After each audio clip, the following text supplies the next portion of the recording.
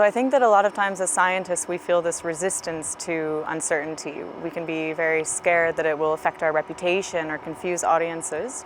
But what we're finding from the perspective of science communication is that uncertainty is something that should be embraced. We should be acknowledging that this exists, and not only that it exists, but it's actually very useful as a tool. Seeing these uncertainties between stakeholder groups or within stakeholder groups can also highlight very, very important issues that need to be discussed. So I think that there's this resistance to feeling uncomfortable feelings, and we know that our decision making is very largely influenced by our emotions, whether or not we're even aware of them. And so one of the aspects that we're looking into is what are these underlying emotions, or what are these underlying values, interests, needs of different stakeholder groups when it comes to communicating about the climate, to incorporate that into our decision making process rather than either skipping over it or even maybe not being aware that it exists in the first place. So in science communication, when we teach it, one of our starting points is talking about the deficit model. So this is the sort of assumption that we are making the decisions that we do based on some sort of lack of knowledge or based on the knowledge that we have. And that is definitely part of our decision-making process, but it's not the entire decision-making process. And so I think that data visualization and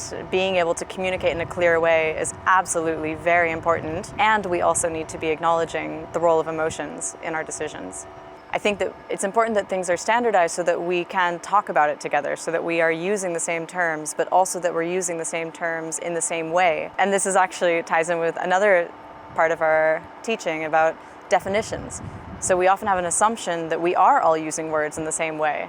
And often that's not the case when you start to really untangle it a bit more. So I think that this standardization not only will allow for comparability, for accountability, for measuring, but also to really facilitate just conversations, the human element.